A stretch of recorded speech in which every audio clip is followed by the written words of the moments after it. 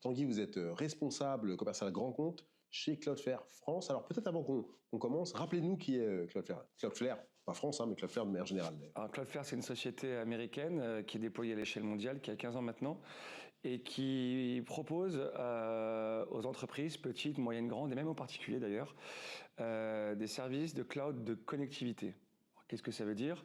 C'est un cloud à l'échelle mondiale qui s'appuie sur le 3e plus grand réseau en termes de connectivité pour proposer justement des services qui vont permettre de connecter des utilisateurs, des clients, des applications, des bureaux au cloud, de sécuriser toutes ces connexions, c'est-à-dire un utilisateur qui va sur un site internet, qui va se connecter à une application d'entreprise type un CRM ou un logiciel de ressources humaines, il passe par Internet, mais c'est pas naturellement sécurisé Internet. Donc nous, on propose cette connectivité pour faire le lien et ensuite sécuriser tous ces environnements-là qui passent par notre cloud. Et enfin, la 3e grande composante, et aujourd'hui ça sera, je pense, pertinent dans le cadre de notre discussion autour de l'AI, excusez-moi, de l'intelligence artificielle, on donne la possibilité justement de développer, de construire des applications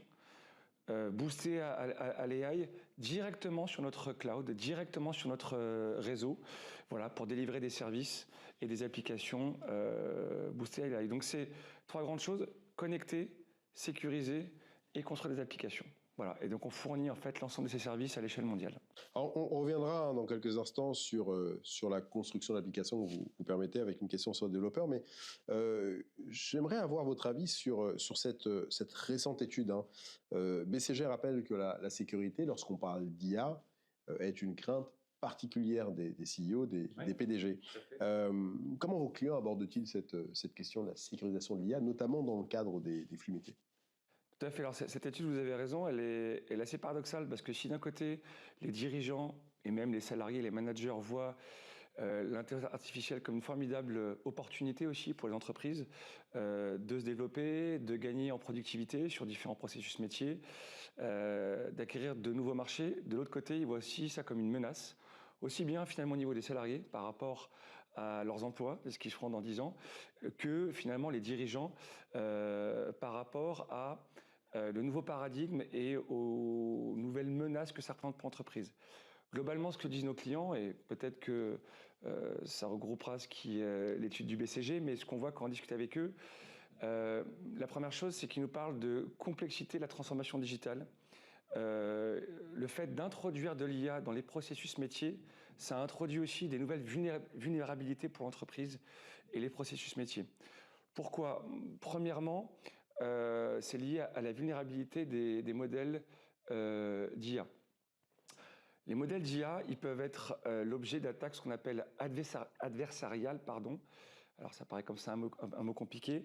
C'est très simple, c'est que des attaquants, des organisations malveillantes vont introduire dans le modèle d'IA des données qui sont erronées et qui donc vont avoir un impact, vont manipuler l'algorithme pour donner des résultats qui sont erronés. Donc finalement, vous avez une organisation, des salariés, des développeurs, des producteurs qui vont prendre des décisions sur un modèle qui a été... il y a une introduction malveillante dans ces données. C'est la première chose. Comment contrôler ça ? La deuxième chose, c'est au niveau de la protection des données.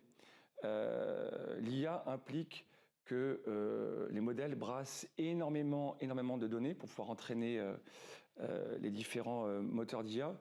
Et une des grandes craintes des dirigeants, c'est que si ces applications à base d'IA sont attaquées, accès de l'extérieur, finalement, c'est une grande part des données de l'entreprise et de la confidentialité de ces données qui vont être exfiltrées en dehors de l'entreprise. Donc on perd la main finalement sur la sécurité de ces données. Mais ça, c'est sans qu'ils aient, comme vous le disiez à l'instant, la possibilité de faire quoi que ce soit contre ça en fait. Exactement. Et le 3e point, ça serait au niveau du développement de l'IA dans l'entreprise. Finalement, c'est quelle gouvernance de cette IA dans l'entreprise. Il y a beaucoup d'initiatives qui se font sur les différents métiers, marketing, R&D et autres, qui vont souscrire à des applications d'IA, qui vont développer de l'IA en interne. Et vous savez, c'est un peu, il y a 10 ans, on parlait beaucoup du shadow IT, le fait que le marketing aille prendre une application pour développer des images, mais sans que l'IT soit au courant. et il y avait des accès qui étaient souscrits, mais qui étaient en dehors du périmètre de l'entreprise et de la sécurité. Mais là, c'est un peu la même chose, c'est comment est-ce qu'on gouverne finalement toutes ces initiatives au niveau de l'IA, et on ne tombe pas dans je ne sais pas si c'est le piège, mais en tout cas dans le cas de figure, où des initiatives sortent de tous les sens, sans avoir un contrôle sur comment est-ce qu'est gouvernée l'IA de l'entreprise. Donc c'est les trois grandes inquiétudes qu'on voit aujourd'hui chez nos clients. Une dernière question, Tanguy, toujours sur ces bots, ces robots qui sont déployés par les entreprises depuis maintenant un petit moment. On peut aller sur, que ce soit pour acheter un appartement ou pour aller sur un site d'information ou que sais-je, on tombe sur un bot. Comment peut-on savoir si ce bot est bon, en tout cas ne va pas poser de problème aux données, s'il est mauvais, entre guillemets, je schématise un peu, hein, mais comment est-ce qu'on peut savoir aujourd'hui et quelles garanties vous proposez aux entreprises qui veulent se prémunir justement de ces bots-là qui peuvent être néfastes finalement?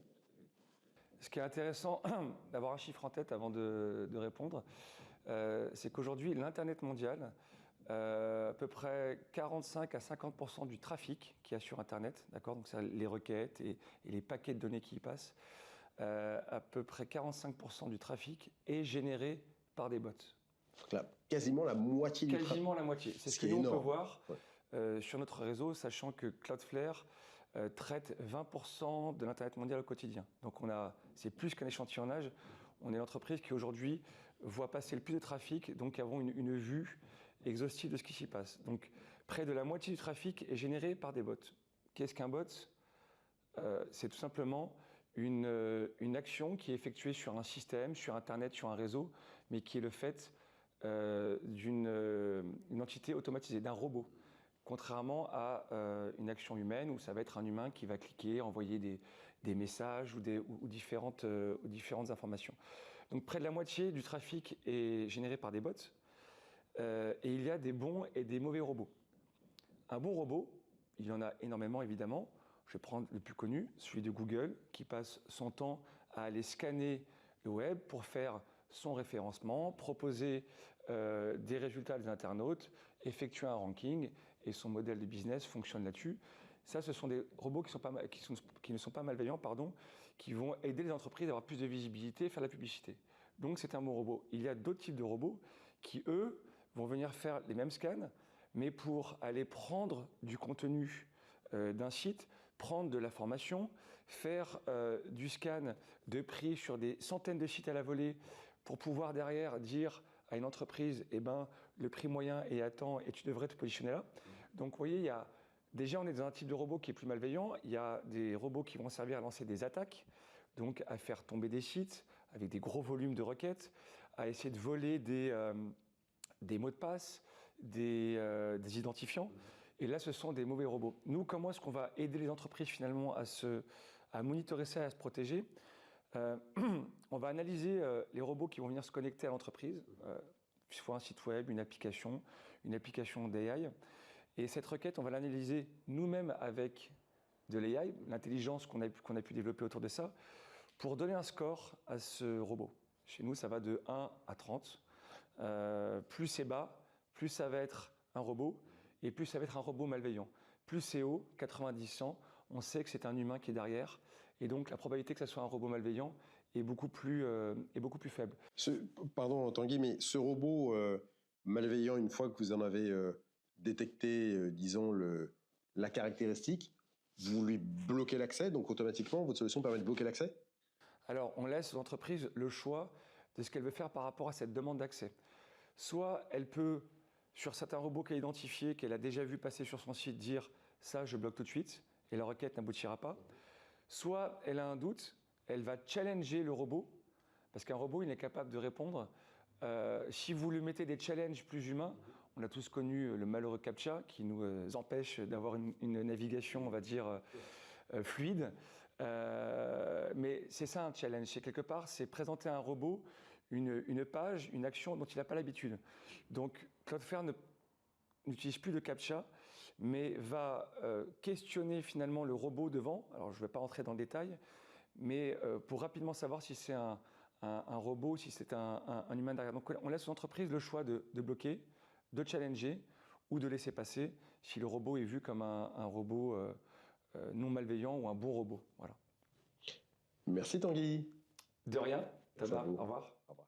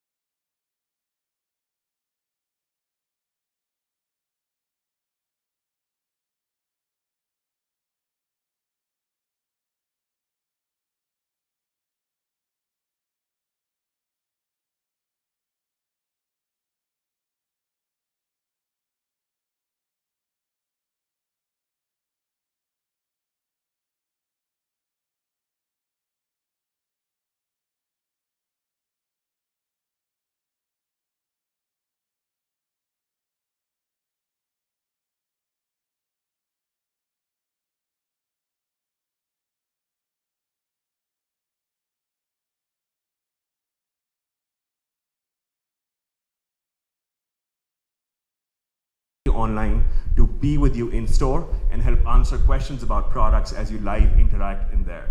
You can ask questions, you can compare, you can see if it's in stock. All of that continues from online to the in-store journey.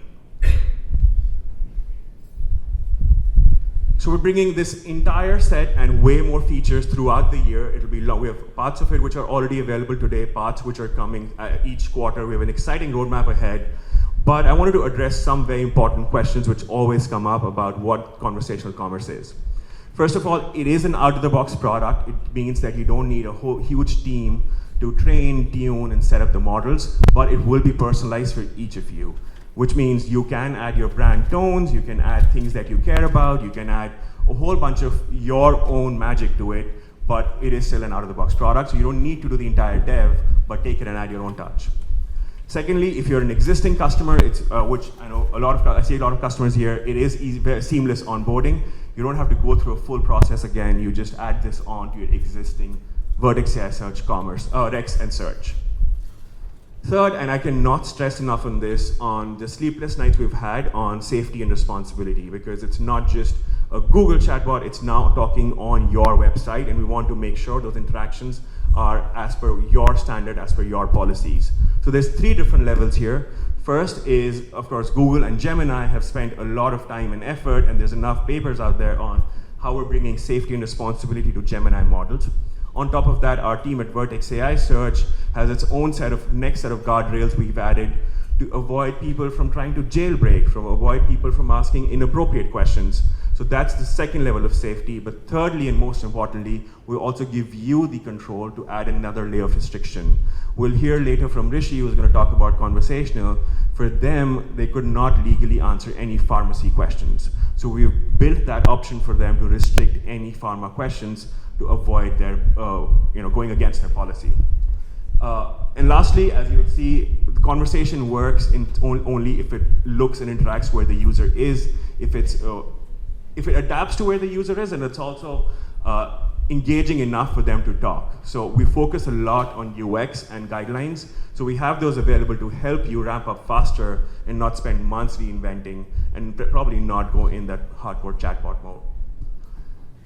So with that, maybe just to quickly recap, we're Vertex AI Search for Commerce. Noah's going to talk about with our partner Rishi on the incredible work we do. But today, what we're really excited about now is conversational, which is available for you to power your websites and your apps. And we love chatting about conversations, so please find us. And yeah, we're happy to share more. Thank you.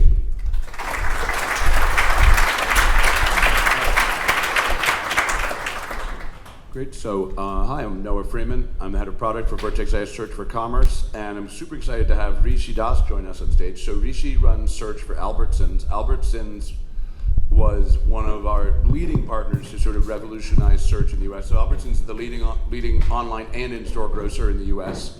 They were the first large-scale implementation of AI search and grocery anywhere in the world. They were the first AI browse customer anywhere in the world.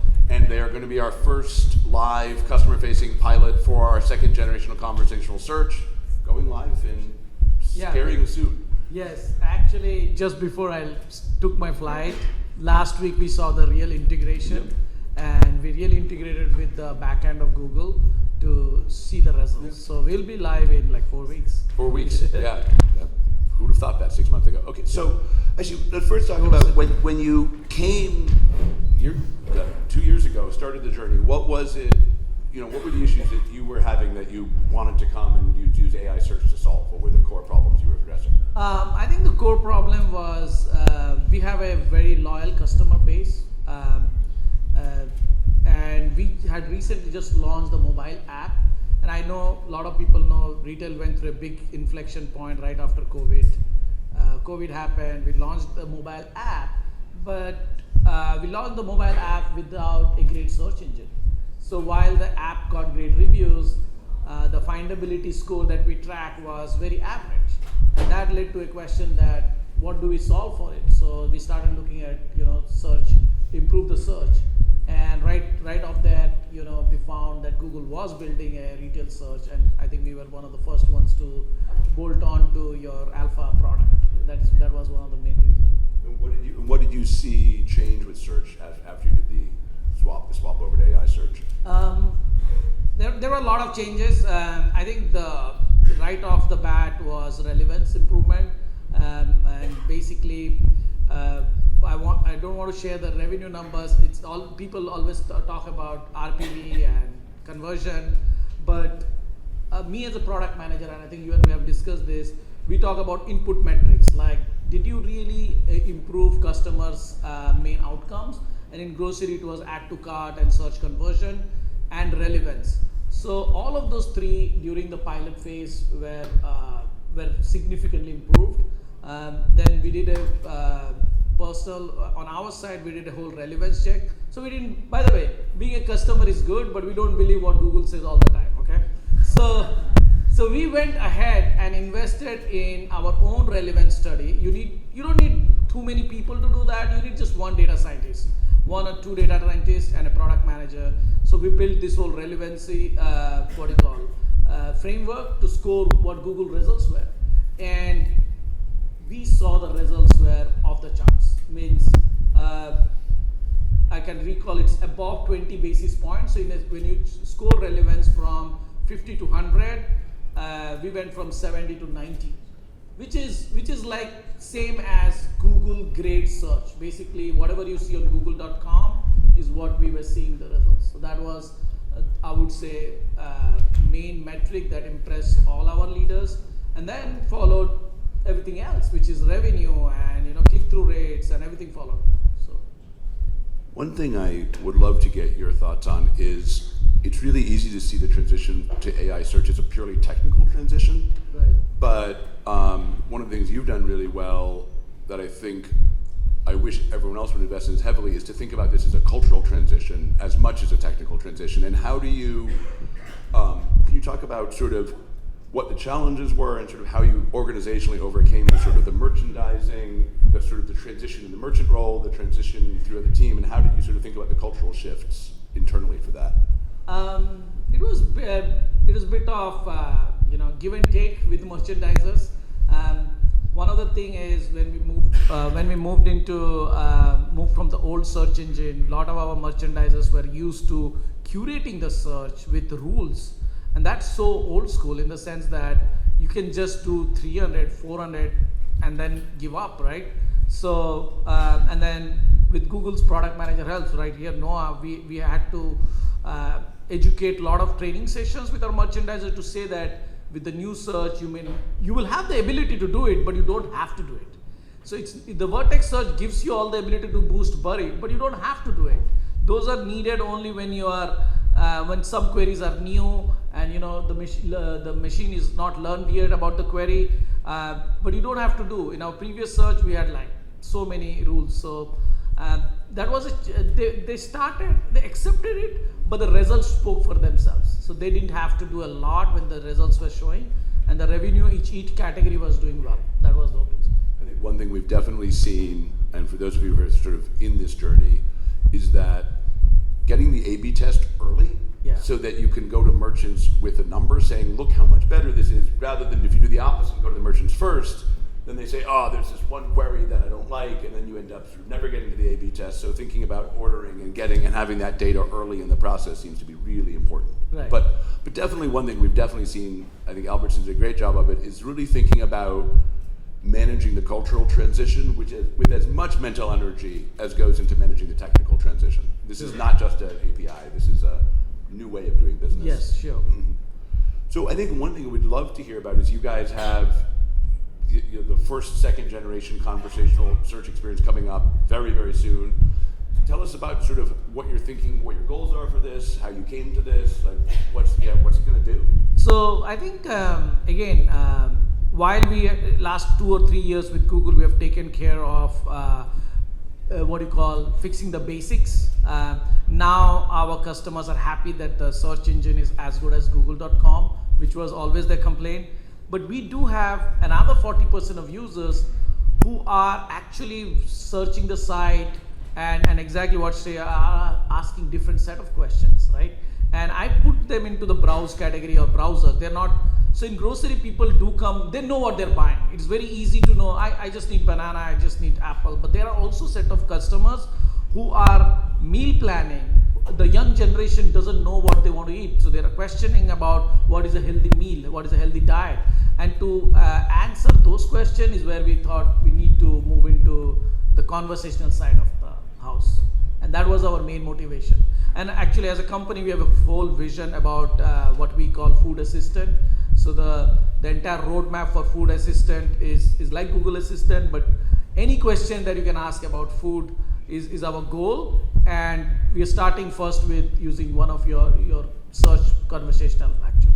That's the idea.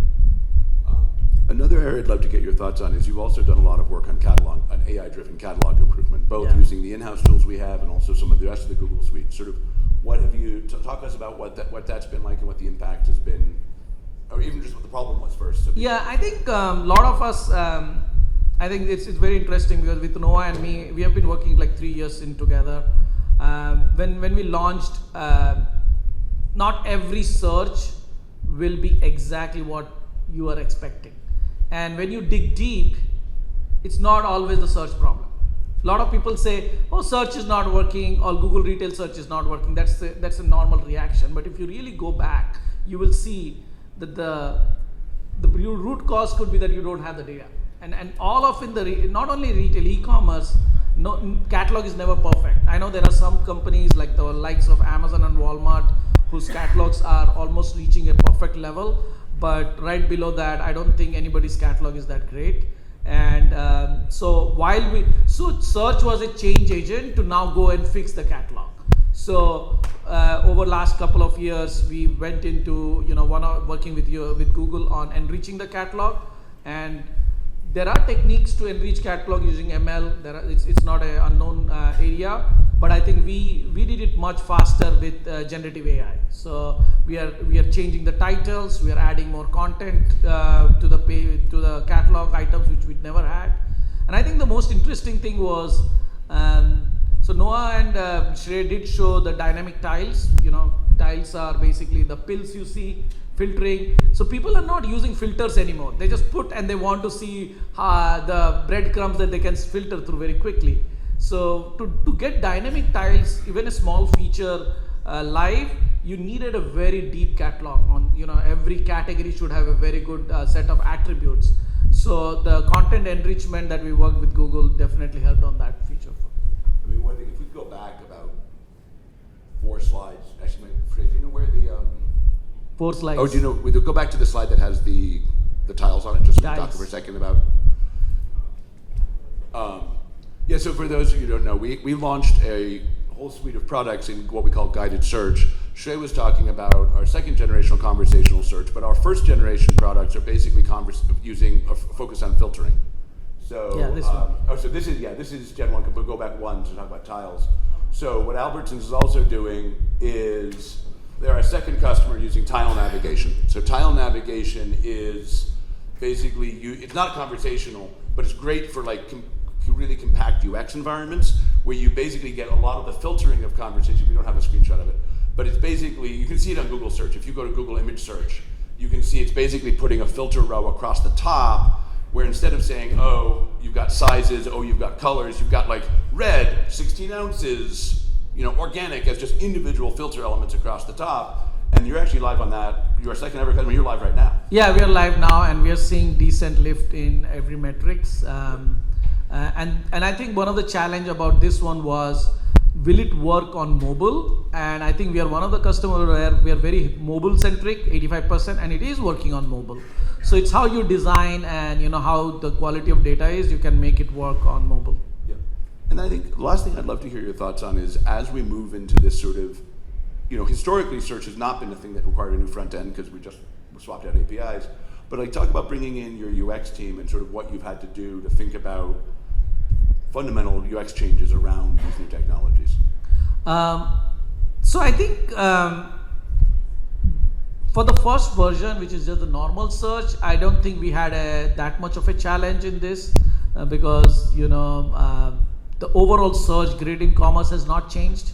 But I think what we are doing next with you guys on the generative AI space, I would argue that while Google was building this product, we have spent almost 6 months, or I would say equal amount of time, on perfecting the UI. We don't want to overload the users with too much of Gen AI questions, and as the product manager said, we also are very cognizant that we don't want to impact the revenue. When you are hitting a search, you don't want to come in the flow of add to cart. So we are nudging the right word is to nudge the user to the Gen AI side, and so we are doing it. That was the challenge on the UX. And definitely one thing we are seeing is that for the new next generation products, that the UX design is actually the gating factor to launching. Right. And that you'll get the back end done before you get the front end done. One common change, I'll tell you, as a product manager, how we think about. Now you see the overviews that Google is generating is a lot. Lot means it's good for a content site, but specifically in an e-commerce sense, and I worked with Shrey on this, that can we reduce it? So we are doing literally 50 words or much lesser, so that we are using overviews, but we are not going to overload the whole page because we have the real estate is small. So those are the changes we're doing. No, internally we call it the world's least chatty chatbot, right? Because it's really, really short answers. Really short answers, yeah. Right. Well, Rishi, thank you so much for coming out, and really appreciate your partnership in all these years. Yeah, and anybody who wants to talk more about retail search will be here. Well, with no. Thanks.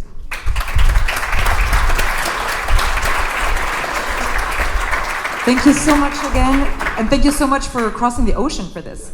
I now call Dan and Carl to share their experience as well. Carl and Ed from Valtech, valued Google Cloud partner, and Dan to share your experience as well. Welcome them on stage.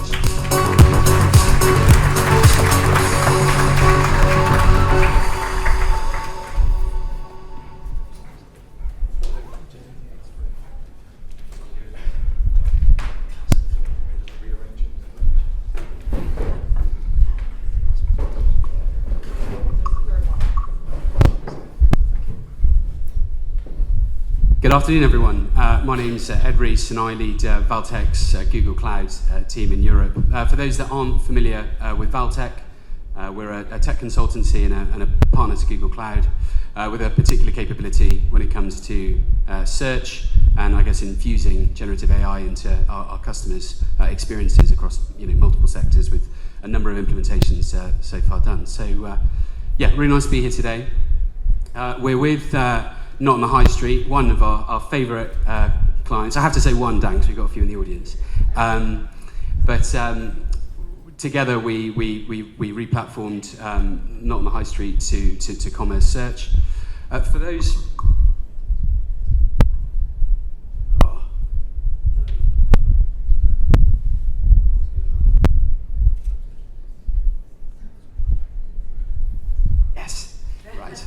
For those not familiar with Not on the High Street, it's a very popular two-way marketplace business based in the UK, connecting consumers with over 5,000 small businesses who all trade on the platform. So here today with Dan Lake and with Carl Hampson. Dan, would you like to introduce yourself? Yeah, of course. So I'm Dan, as the slide may have shown, VP of Technology at Not on the High Street, or NOS if you're in the UK. We're not very well known outside of the UK, so it's not the best audience to say, yeah, we're from Not on the High Street. But quick summary, we are a marketplace. We sit somewhere between a pure play online marketplace and a kind of D2C retailer. We're a curated marketplace, so I suppose most people's reference point, unfortunately for us, is Etsy.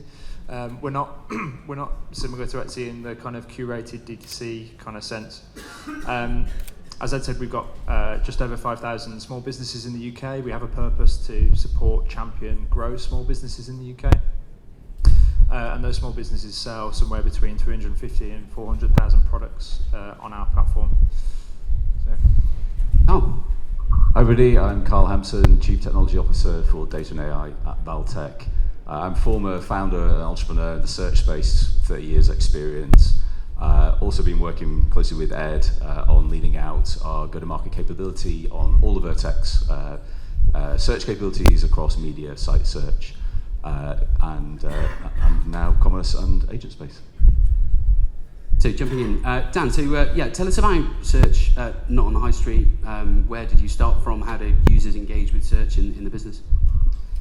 Yeah, so probably somewhat typically for most brands and businesses, we've got legacy technology. I joined the business about 2.5 years ago, and a big problem that we were trying to attack from a customer experience point of view was in search and discovery, not a common problem for most retailers. Our search and discovery problem, it was kind of fairly vast. Of that kind of 350 to 400,000 products, broadly about a third of our catalogue was seeing the light of day. And the analysis that we did was about 2/3 of that catalogue would probably only get 1 to 1.2 page views per year. And obviously with our purpose to help support those small businesses, we weren't really servicing our kind of B2B customers. So we really wanted to try and attack that kind of wider discovery piece. Search was a relatively easy one for us to start looking at, and then we've kind of, as we'll probably talk about in a minute, started to expand that into the more kind of the wider discovery piece around browse, recommendations. How do we show up for all of our brands? Well, so I guess tell us about your first exposure to the product, and then I guess how the engagement developed, and like coming on to the outcomes, and we've got some examples of some of the relevancy uplifts and things like that. Yeah, sure. So when I joined the business, the team had started looking at kind of solutions to kind of search and discovery. I'd previously done quite a lot of work in the search and discovery space with a competitor product, working for a D2C brand in the UK. One of the things that really struck us about kind of Vertex as a product, well, I'll go back, when we started working with it, it was GCRS, so many names we've gone through. But when we started looking at Vertex AI for commerce, it was retail search yesterday, so apologies if I keep calling it the wrong thing. One of the things that really struck us was, as a product, when you compare kind of features, capabilities, etc., it's really doing it a bit of a disservice. One of the things that really struck out was Google owns customer, right? And the secret sauce that goes into kind of like the training of the models and how the AI turns up was a really interesting kind of proposition for us, as we proved through testing of search and the uplift that we saw. So yeah, it was an interesting proposition to start kind of bringing that into our product. And yeah, as we saw from the tests, it kind of outstripped most of the competitor products. I think as the screen's now showing, we have, I think Rishi touched on it previously, we've got an interesting proposition from a search point of view, in that a lot of our search terms are those kind of fuzzy kind of like search terms that customers put in. We're known in the UK as a personalised gifting brand. Our catalogue is wide-ranging. We can serve pretty much all verticals. And we're pushing a bit more into that kind of lifestyle space as well now. But predominantly people come to Not on the High Street for personalised gifts. That in itself isn't search terms where people are coming looking for specific products. We have gifts for him, gifts for her. We have gifts for kind of people who love golf, and I want a gift for my nan for her 95th birthday, or things like that. And then one of the internal cases that we try and challenge our search and discovery space around is gifts for goths. It's an internal search that we try and kind of challenge things. But it's a really difficult space to fill with a kind of keyword search, or kind of, let's call it a legacy search. One of the really interesting examples up on the screen, we have many, although we didn't necessarily analyse them, we have many zero search result terms that we can observe. Things like Mandalorian, right? That has kind of synonyms into kind of Star Wars and things like that. And we have a lot of Star Wars based products, but our previous search just wasn't showing up that. And obviously the power of AI and Vertex being able to kind of take the intent and kind of bring that into the search experience has started to actually show some results, which is a good thing. I don't know what other examples you've got actually. This last one here. Yeah. So cards are a really interesting one as well. So if I touch on, as a marketplace, our kind of supply chain and the way that our product data is entered is by the 5,000 small businesses, and typically they are kind of passionate about what they do. They started the business because they're interested in what they make, or they're an artisan, or they kind of have a particular craft. To put it bluntly, they don't really want to spend their time putting in reams of data, making sure it's perfect. So our data quality and the kind of ingress point for our data has always been a problem for us. What Vertex has allowed us to do is kind of infer quite a lot of that data. It is a bit of a sticking plaster. We still do have a data quality problem, and when we solve that, it will obviously accelerate what we already have with Vertex, but it's a kind of a real sticking plaster to a problem that we had previously, and starts to buy us a bit of time for us to start to address that kind of data quality problem and understand from a B2B product point of view, how can we improve our business's experience as well within our platform. Thanks, Dan. I think there were a few wow moments quite early on in the engagement where we were able to kind of very quickly demonstrate improved relevance, but relevance alone, that's not the name of the game. The name of the game is conversion and it's revenue, and making a material impact to your business and other businesses. Carl, I think question for you. How do we approach that? How do we ground this in data? How do we ground it in fact and numbers and revenue and through the engagement and make it real for the CFO who's looking quite closely at the numbers? Yeah, no, absolutely. It's a great question. So, having been around search for a long time, it's actually only in recent years that we've got very quantitative over measuring search. Previously, it would be, does this look better than what we had before? Yes, it does. That's okay. Everything has completely changed now, entirely evidence-based. So what we like to do with all search, not just commerce search actually, is really get the numbers out and really start to quantify things like relevancy calculations. So we can show that the results are actually better using engineering methods. Now in commerce, that's really very, very powerful, because if you combine that with a business plan, we get things like the number of searches per year, browse requests, search influence revenue, conversion rate. We can bring all of that together and provide a kind of business plan, an evidence-based approach to what we'll follow. You put that in front of the CFO, here's the kind of revenue we're looking at uplifting. It's incredibly powerful. There's no questioning it anymore. It is about the data, driving the decision. Oh, thank you. I guess back to Dan. So where are we now in terms of, we heard earlier about search and browse and recommendations and the family of products, but where's not on the high street? Yeah, so we saw some great results from the original test that we did with search, and as you touched on, the kind of reduction, the way that we measured the relevancy side of things was we saw about 125% reduction in search refinements, which for us was a bit of a proxy through to people who are getting more relevant results to start with. So we've continued to iterate on kind of our search journey. We've been testing browse over the last year or so. Browse has presented a bit more of a trickier proposition, if we can put it that way. Which I know is sitting in the front row, so just be careful. Yeah, and not so much from a product perspective, more just first and foremost the culture and a kind of behavioural change internally for us as a business. We tried to go it alone in our first test. Highly discourage people from trying to go it alone and work deeply with Google on the browse stuff. The first test didn't prove, it was grey, it wasn't negative, but it was grey. Second test iteratively got a bit better, and we completed a test at the end of last year that saw some sizable results from browse.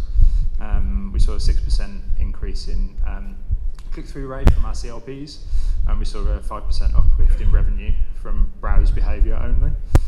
So it was an incredible test, and where we are right now is thinking about the productionisation of browse across our website, but also in our mobile apps. We're hoping to be at 100% of traffic by around about April time. And then we've got a roadmap of testing the various other features. So probably to summarise, catching up with Albertsons. We're looking at recommendations. We're exploring the tiles and the conversational search and what that means to our customer base. So yeah, it's quite exciting. Just done. So moving the conversation on, and I guess Carl, back to you. So with your 30 years of search, you've often described commerce search as a paradigm shift in I guess what was otherwise a fairly stagnant market. Can you expand on that? What does it mean for, I guess, not just retailers on the commerce side, but the broader Vertex suite, and what does it mean for consumers? Absolutely. So the work we're doing, just on commerce initially, I'm sure many of you in the room today still follow the paradigm with search that was invented by Endeca 20 years ago. Facets were invented around then. Merchandising consoles, lots of rules. I think you've probably seen material today that's probably shifted your thinking, hopefully, that actually, that is really where we've come from, and the world now is going towards a place where AI can do a better job of choosing what to show to the customers, which is changing the merchandising behavior.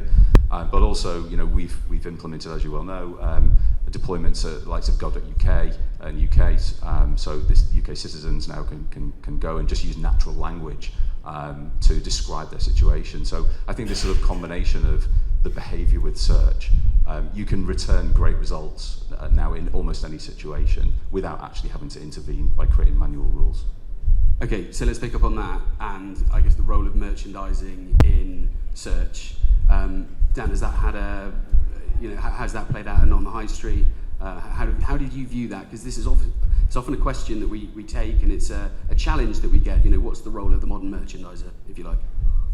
Yeah, it's a really interesting subject for us, actually. I mentioned before, browse was a bit trickier for us, probably for some cultural reasons. It wasn't overtly about kind of merchandiser roles and what's the purpose of a merchandiser, but that whole kind of mental shift over to understanding that actually the AI and kind of the whole product as a whole, when left alone and trusted, can completely outstrip the ability for you to merchandise personally. And it's down to that kind of customer level intent and the understanding that Google can bring and the secret sauce to make it the most relevant purchase decision for that individual at the time. There's no amount of merchandisers within a company that can do that at a personal level, but it's a cultural shift, and it's one that you have to kind of prepare for and manage the change of, because it challenges particularly the kind of traditional ways of thinking about e-commerce and merchandising physical stores. It changes that whole kind of identity and that kind of approach. But as ever, with all the AI conversations, it's less about it's going to take my job. It's more about, well, actually, as a human, how can you have more impact in that role? Okay, we're nearly out of time. So, to the audience, I guess. So, what piece of advice would you give if people are in the room and they're thinking about this? What were the challenges you'd ask them to look out for? What would your guidance be? I mentioned it before, a big mistake that we made was not engaging heavily with Google. I was having a chat with Noah last night about it as well. The power of the product is really working with Google to help them understand and kind of set the model up for your individual circumstance. So when we tried it going alone before, the results weren't great and we almost stopped. So yeah, I highly encourage, and kind of just give it a go, A/B test, give it a chance, and see the results. Perfect. Bang on time. Thanks so much, Dan.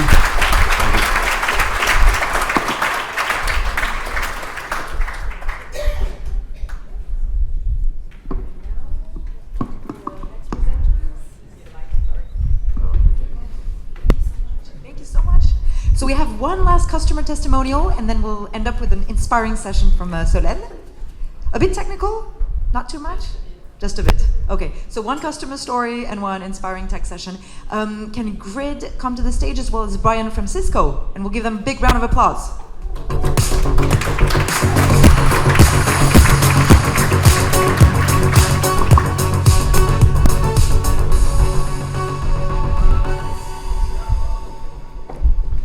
Thank you so much.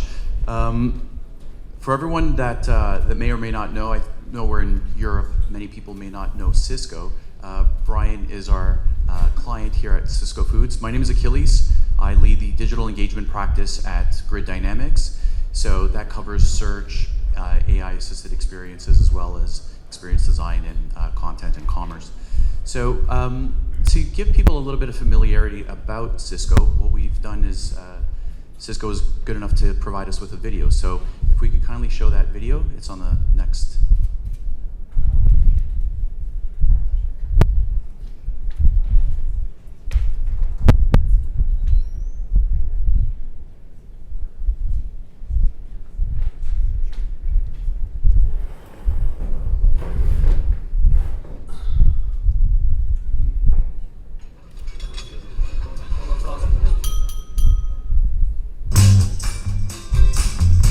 Every year, Cisco helps open thousands of restaurant doors, making millions of deliveries to over 725,000 customer locations all around the world. Cisco.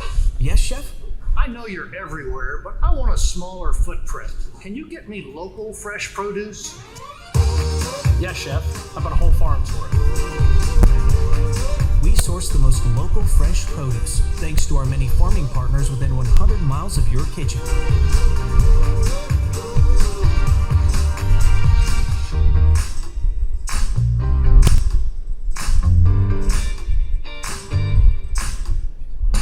menu is diverse and changes often.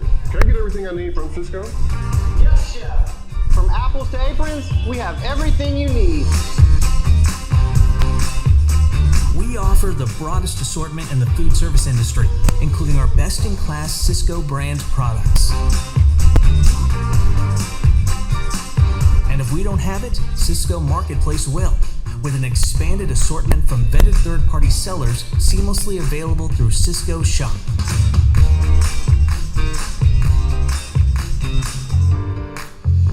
What about specialty meat and custom cut? Yes, chef. We offer dry aged and hand cut to your specifications.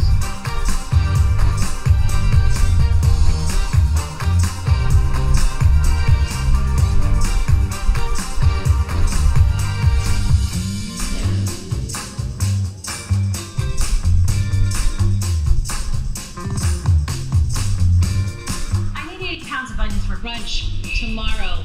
Can Cisco do it? Yes, chef. With Cisco Your Way, you can order until 9 p.m. 6 days per week, and with no order minimums. My morning starts early. Can Cisco help me get ahead of the day? Yes, chef. Our digital tools are available 24/7. Personalized with offers, recommendations, and content just for you. From everyday staples to new inspirations.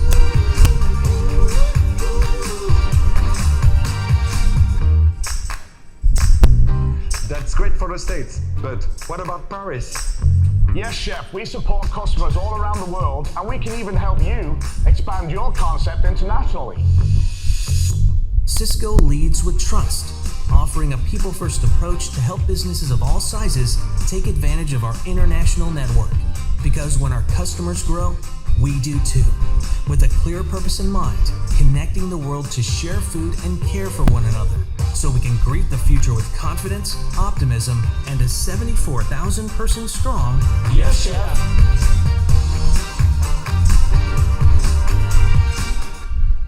All right, perfect. So now that you've got an idea about Cisco, I'd like to introduce Brian. Brian, if you could introduce yourself. Sure. So Brian Wells, I've been with Cisco in different formats. Let's say from recently with the Cisco shop and really delivering on really the questions that come out of that video, right? While that was a sales pitch, I think what's really important is the nature of how we engage our customers is really more conversational. It really is more around what can you do for me than rather than do you have this.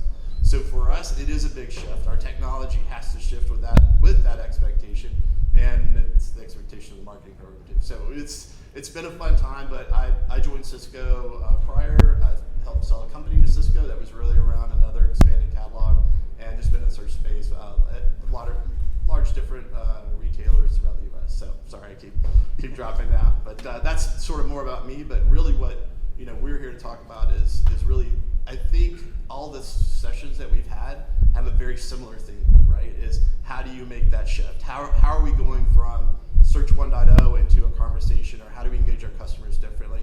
And even though our space, for a Cisco perspective, is really, you would say it's a B2B, actually a lot of it is a B2B2C, and a lot of it is how do those products that we create, you saw a lot of unfinished things, how do they get used?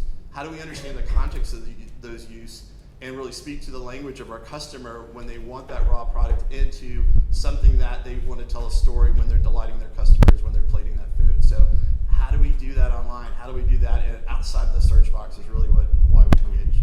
So Brian, we've been on this journey for a little bit. I think if we go back probably 6 months-ish. I know that's been our engagement. Now, your organization's been working on search, and you've had your previous solution beforehand. Could you talk a little bit about what it was about Vertex AI that interested you and how that would enable some of the things that you wanted to do going forward? Sure. I mean, it is a relatively recent engagement. Our partnership with Google has been more from a GCP perspective, from infrastructure and execution, and really, but that partnership actually opened up the opportunities for other type of how can you solve these problems for us.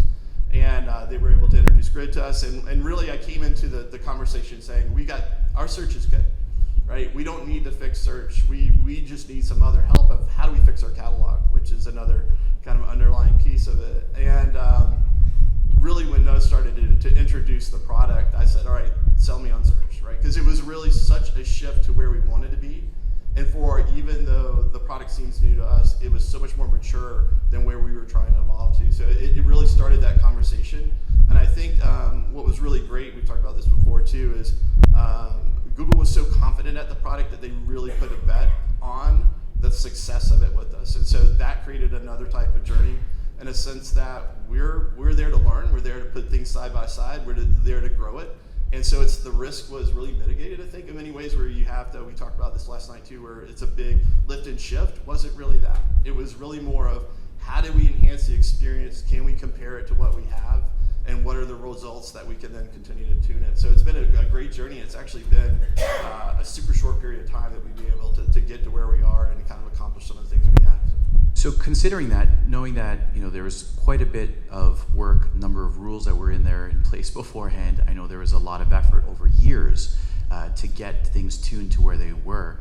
What was it like to get that implementation done? What were some of the things that you looked at? Was that a difficult process? Was it something that was, for those individuals that are considering it, what was that journey like?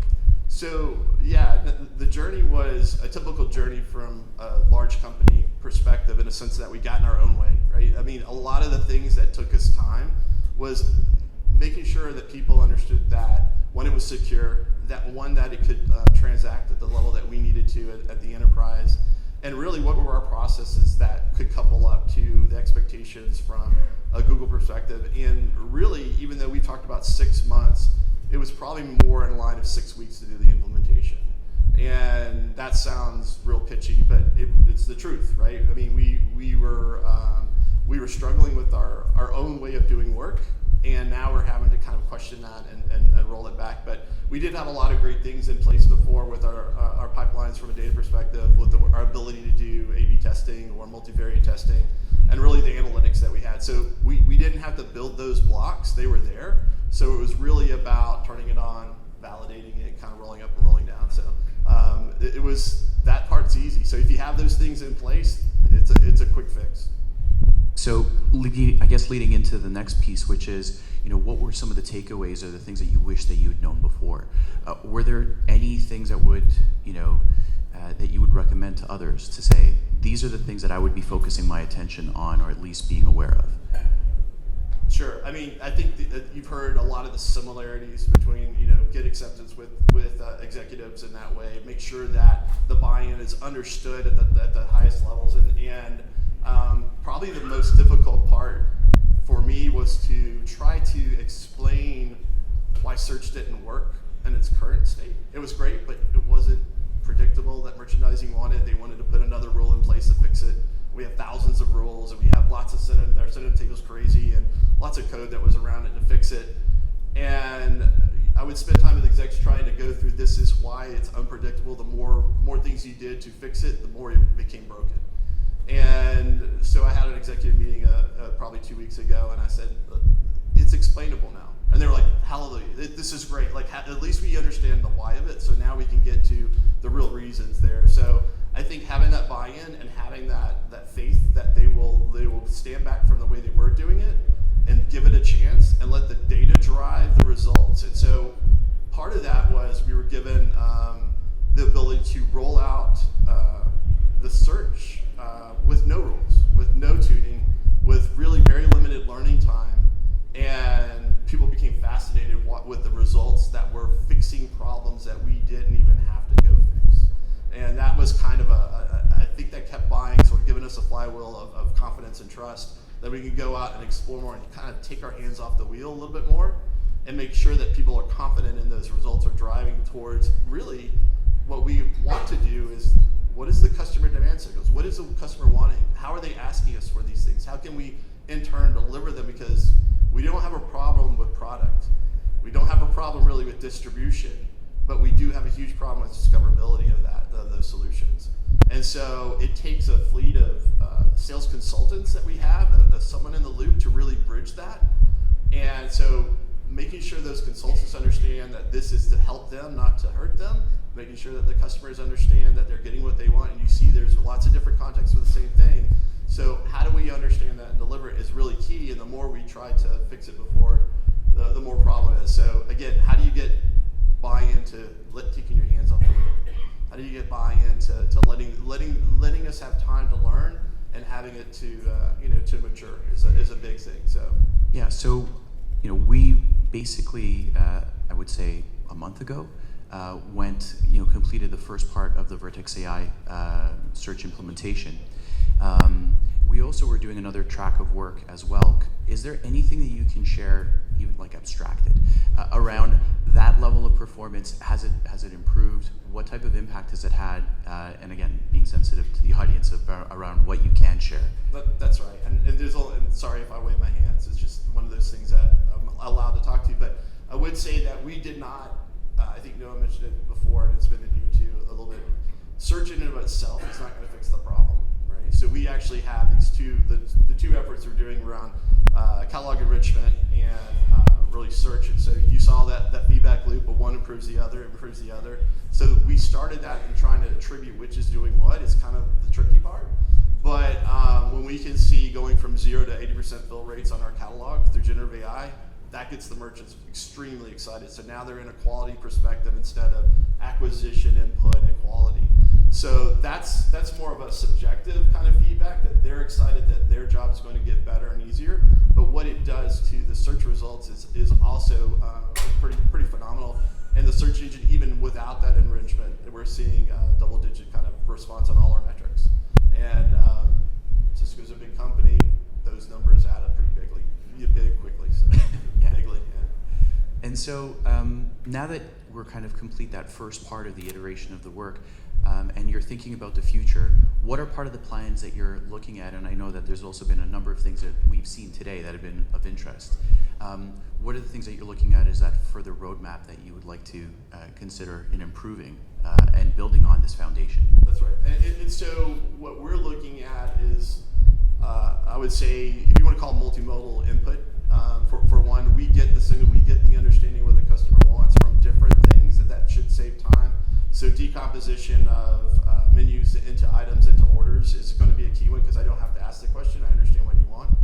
Because of the B2B, it's a order reorder. So the more that I can get that right first, it actually has a multiplicative effect on really revenue and growth. So really, how do we get that without asking the question? How can we deliver those results? And it has to do with intimacy with the customer. It has to do with intent from both historically as well as what we're doing in that time. So a lot of the real-time information that we're going to leverage, not just to do, we've done a lot of recommendations engine, and they're all been historical in nature. So I can tell you what you wanted yesterday, but can I tell you what you want now is a real key part. And so that's what we're looking to take those two foundational pieces of catalog enrichment and search and really build upon them into, how can I have that conversation without having a conversation? How can I support our SCs to go when they walk in the door to understand what that customer needs and really have a value time that they need to be plating their food for their customers. They don't need to be spending time ordering. But we need to know when we go in there, I think you could use this. I understand you were looking for that. I know that other folks have this. Why don't you try this? Like, these are very much more of I guess an intimate type of conversation that we're really trying to bring both online and with our sales associates. Well, Brian, thank you so much for sharing the story. Thank you for making your way over here to Paris as well to be with everyone. And thank you to the Google team as well for all their support. Yeah, thank you.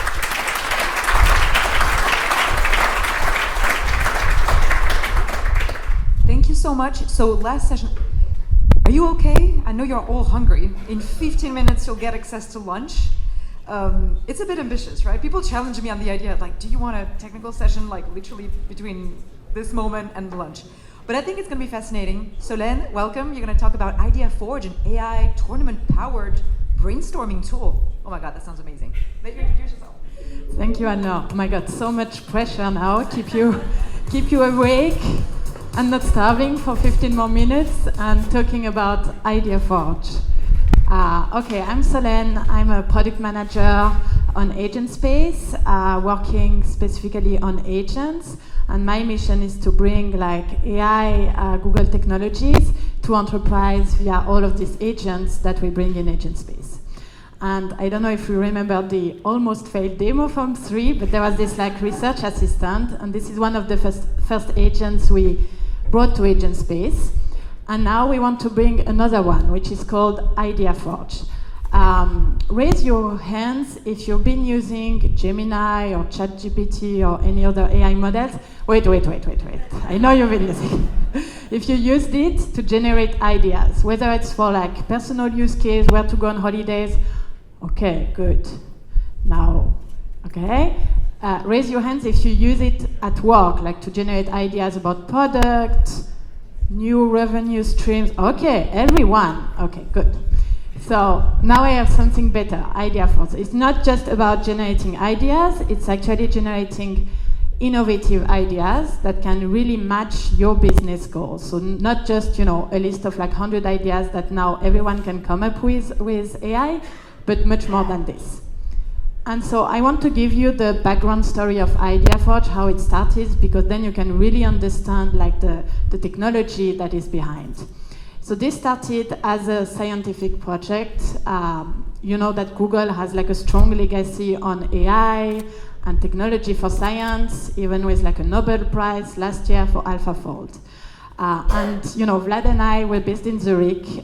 We sit next to a cloud research team with like very talented researchers. And last year they came up with a system called co-scientists. And the goal of co-scientists is to generate ideas for new biomedicine.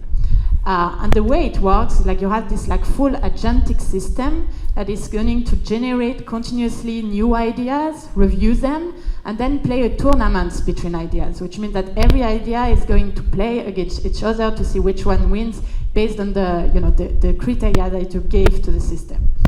And so this like chess system is really helping to like rise the ideas to the top, and really give to the researcher new hypotheses for potential, disease.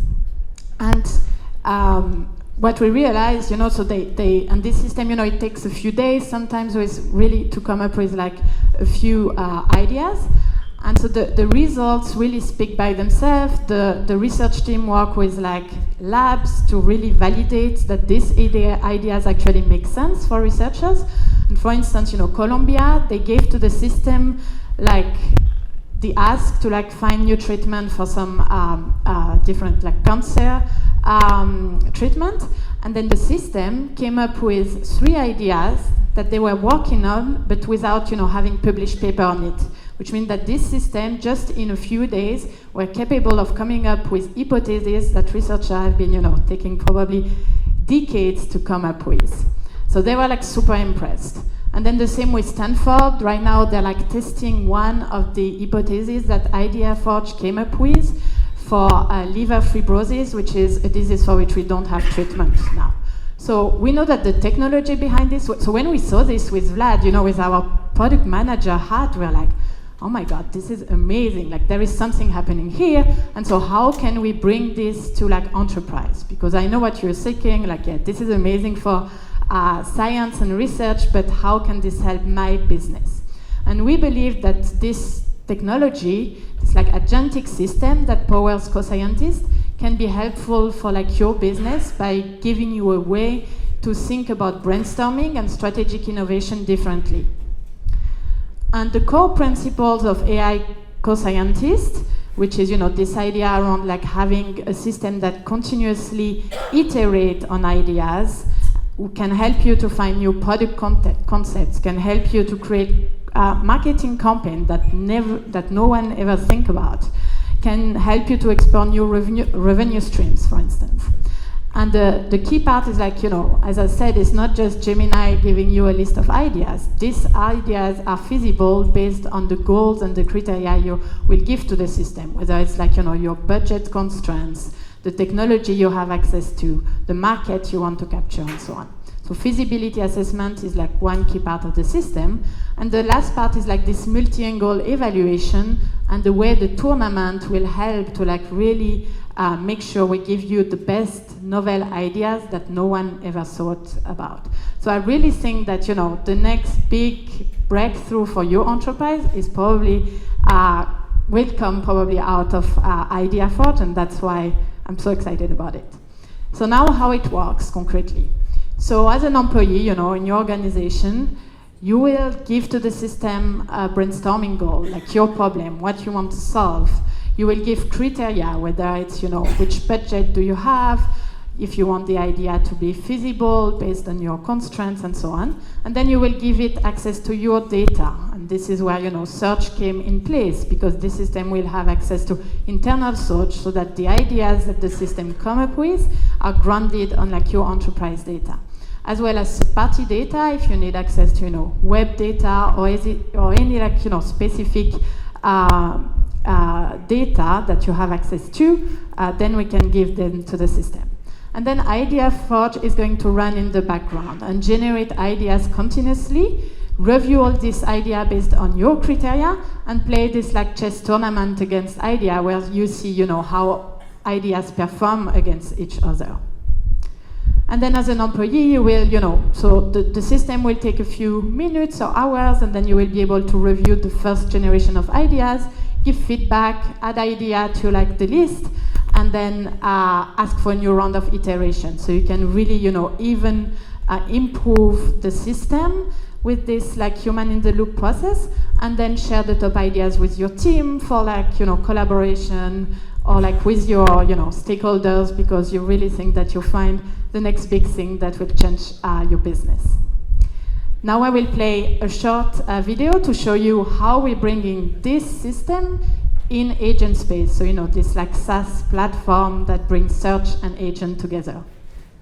Can you play the video, Sam? Or maybe I can, yeah. Okay, here it is. So agent space, you remember, you can start chatting with Idea Forge. So what you see here is like all the brainstorms that are in progress, the ones that are completed. You can ask Idea Forge how ActionSport can use AI to encourage customers to recycle or repurpose their old sports equipment. Then the agent is coming up with a brainstorming plan that you will be able to review, because it was quite a broad scope, so you will be able to look at the goal, the preferences, the attributes, and edit this plan, with a back and forth conversation with the agent, so that the agent can really understand your goal and your context. So here we want to do any edits to go a bit faster, and then the system will start to brainstorm. And given, this takes a lot of time, this is not just, an LLM that gives you direct result, there is all this loop going on. So here you will see, what's happening, and when, as long as the process is evolving, you can start looking at the different ideas that are being generated. Every idea comes with like a full report on how you could actually implement it in your context, and a full review of like how the idea actually performed, what are your weaknesses and the strengths of the ideas.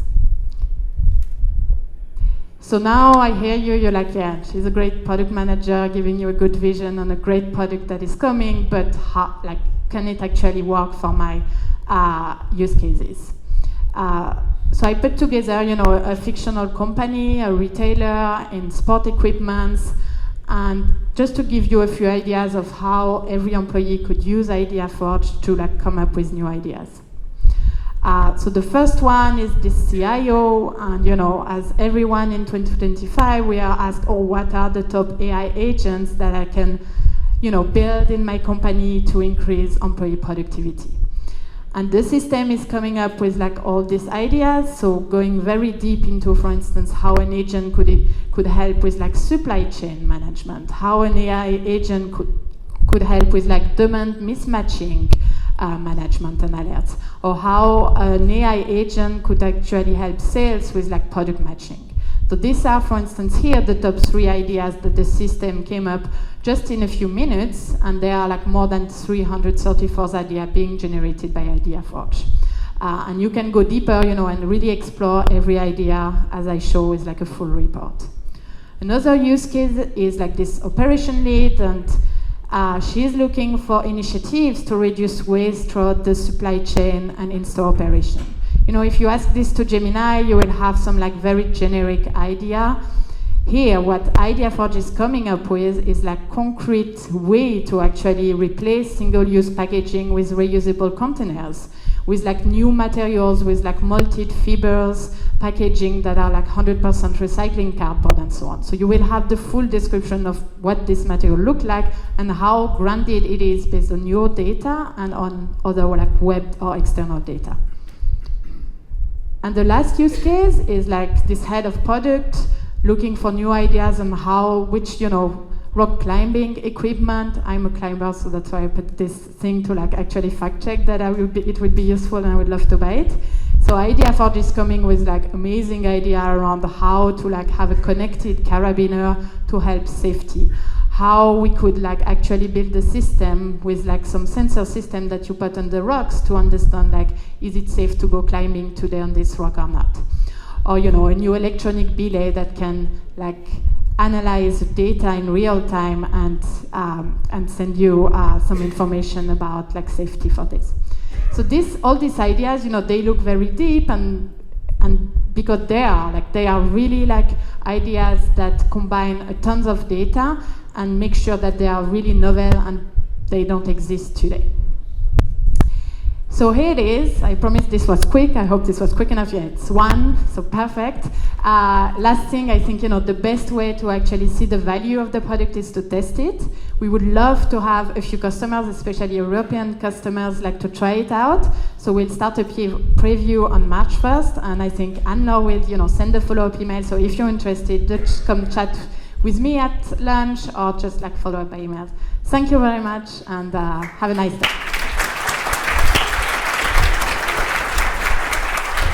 Amazing. I hope this blew your mind just as much as it did for me. I cannot wait to brainstorm with the Idea Forge. So thank you so much for bringing this to a close. It was a pretty content-packed morning. I hope everyone's happy about the time spent. So a couple of follow-up actions. So first, for the commerce players out here, Yeye, Noah, and Shrey that you saw on stage are actually hosting a roadmap session that's taking place next Tuesday, I think, 12th of Feb. So we'll send you in the follow-up email the link to the presentation. You can attend, have your colleagues join as well. That's going to be a good deep dive specifically for Vertex AI Search for Commerce. You can get started, come to talk to us. We'll also have Grid, Valtech. They prepared special offers for the people here in the audience, so we'll include all the details in the follow-up email. You can get started on NotebookLM Enterprise for now, for the few people that did not raise their hands earlier. And we'd love for you to get started on Agent Space. It was not the main focus of the event, which we focused on external search, but we want everyone to test Agent Space as well. So please reply to the feedback, the follow-up email, and we'll work on this together. Two other asks. So first, we'll send a follow-up email with a super quick feedback form. We'd love to hear from you. I promise it's going to take 2 minutes. It's like what you learned, did you enjoy it, any ideas for a future event, so please do it. And we'll also love to see you post on LinkedIn, what you took away from the event, any specific section that you liked. So please go ahead, take pictures, post it on social media with those hashtags. And that's it. Enjoy lunch. We're going to stick around all day long, so please feel free to stay as long as you'd like. Connect with other customers. Thank you for your time. And I would say maybe to let our customers eat first, maybe we'll let the customers go, and can I ask all the PMs to gather around, we'll take a group picture. So this way we'll have our picture and we'll let our customers go and eat first.